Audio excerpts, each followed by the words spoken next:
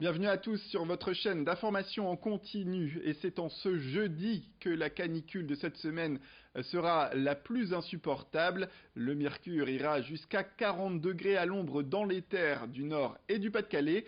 La vigilance doit être de tous les instants pour les personnes vulnérables notamment. Sur le littoral, 37 degrés sont prévus au plus haut de la journée, le tout sous un ciel dégagé et un soleil de plomb. Rassurez-vous toutefois, l'accalmie doit arriver ce week-end avec des températures bien en baisse, des nuages et même des averses de prévues. Retrouvez, ne l'oubliez pas, le point complet sur vos prévisions, ce sera en images après cette édition. C'est une déception, l'inventeur français du flyboard, Francky Zapata, a raté ce matin la traversée de la Manche qu'il devait réaliser sur cet appareil futuriste qui lui permet de voler. Selon les premières informations, il semblerait que l'énergie folle que nécessite l'utilisation du flyboard soit en cause. En effet, après un départ spectaculaire, la situation s'est compliquée. Après 18 km sur les 36 km qu'il attendait, Francky Zapata devait ravitailler son flyboard sur une plateforme. Celle-ci aurait tangué et a tapé son engin qui serait alors tombé à l'eau. C'est une grosse déception, vous vous en doutez, pour cet inventeur français, mais aussi pour tous ceux qui le soutenaient dans cette aventure. Nous étions sur place pour recueillir les réactions. Il y a eu un souci au niveau du point de ravitaillement entre les eaux territoriales françaises et anglaises. Donc on attend plus d'informations pour le moment puisqu'on n'en a pas et la traversée de la Manche pour l'instant est annulée. Pour l'instant j'ai pas plus d'informations, on attend justement des infos. La traversée de la Manche est annulée. Voilà, merci. Voilà, beaucoup de déceptions pour Francky Zapata et toute l'équipe qui était autour de lui pour le soutenir ce matin. Autre titre, contrairement aux idées reçues, la vie dans la rue peut être dangereuse en période estivale et surtout en cette semaine de canicule. Les maraudes du SAMU social s'avèrent vitales pour apporter assistance et aide aux sans-abri. Avec l'alerte rouge déclenchée par la préfecture, ces visites au SDF sont renforcées dans le cadre de la coordination des équipes mobiles du SAMU social. Tous les matins, Arnaud et Abdel, par exemple, sillonnent la métropole lilloise pour partir à la rencontre des publics fragiles.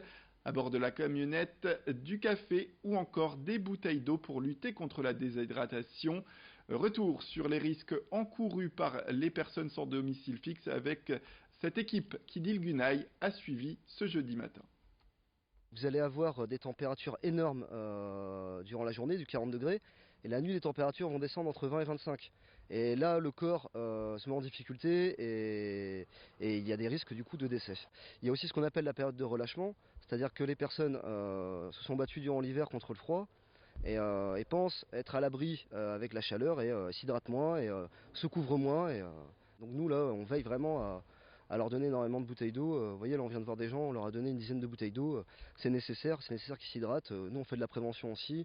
On les oriente aussi vers des points d'eau mis en place par la mairie de Lille. On essaie de faire le nécessaire en tout cas et de faire en sorte que les personnes aillent le mieux possible et ne se dégradent pas durant cette période très très difficile, je le rappelle. Place donc au témoignage d'un des sans domicile fixe que nous avons pu rencontrer durant cette maraude. Le plus compliqué, mais c'est la fraîcheur et l'eau. L'eau, ce qui reste pas frais, quoi. Parce qu'en étant dehors, il n'y a rien qui est possible de garder au frais parce que tout prend la chaleur. Ça, les accueils de jour qui sont pas mal fermés parce que c'est les périodes fériées, c'est les congés.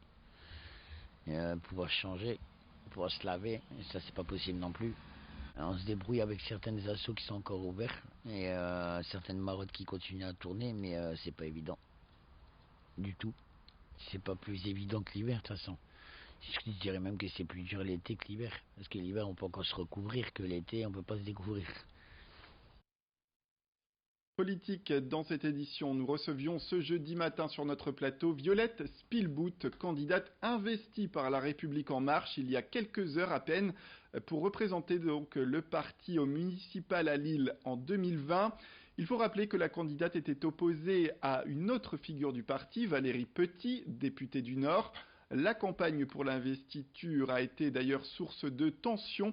Valérie Petit a souvent parlé de pression et de menaces qu'elle aurait subies, affirmant que le camp Spielboot, c'est vraiment l'ancien monde dans ce qu'il y a de plus dégueulasse. Fin de citation. Violette Spielboot a toujours contesté ces accusations, mais veut aujourd'hui que le rassemblement se fasse. Je pense que le travail que nous avons mené ensemble avec Gérald Darmanin dans les dernières semaines, les derniers mois de préparation de cette investiture et de cette campagne à venir, il a été nommé coordinateur des investitures pour la métropole. Ce travail, il avait beaucoup de sens parce qu'il était nécessaire de travailler le projet lillois en lien avec l'ensemble des enjeux métropolitains. Vous le savez, les compétences de l'AMEL, c'est la mobilité, les transports publics, l'économie, la gestion des déchets. Tous ces sujets-là sont des sujets pour lesquels les enjeux sont très importants pour l'île. Donc il faut un lien étroit entre l'île et sa métropole. Donc nous avons travaillé ensemble sur la stratégie politique à mener pour l'île et pour la métropole. Et aujourd'hui qu'il m'apporte son soutien est à la fois une reconnaissance, et je l'en remercie, et à la fois un signe de confiance dans l'avenir et de confiance dans les choix de la Commission nationale d'investiture de La République En Marche. Retour sur un projet d'urbanisme gigantesque qui s'est tenu ces derniers mois dans le Dakarquois. Un projet à plus de 9 millions d'euros. À Malo, les travaux de la nouvelle digue des Alliés sont désormais terminés. L'enjeu était notamment d'apporter un nouveau pavage au sol et surtout un muret de 60 cm déguisé en banc public. Le tout pour protéger cette promenade des tempêtes et des grandes marées. Autant de phénomènes qui ont occasionné, on le rappelle, d'importantes dégradations dans le passé. On écoute tout de suite Patrice Vergrit, le maire de Dunkerque, qui se réjouit de la fin de ces travaux, même si quelques infrastructures doivent encore arriver pour cette digue dunkerquoise. On a installé du mobilier urbain de 60 cm de hauteur, des terrasses, des bancs, des solariums, du côté du sable. Donc ça peut parfois surprendre, on se dit mais pourquoi les bancs sont de ce côté-là? C'est tout simplement pour pouvoir se protéger de la submersion marine.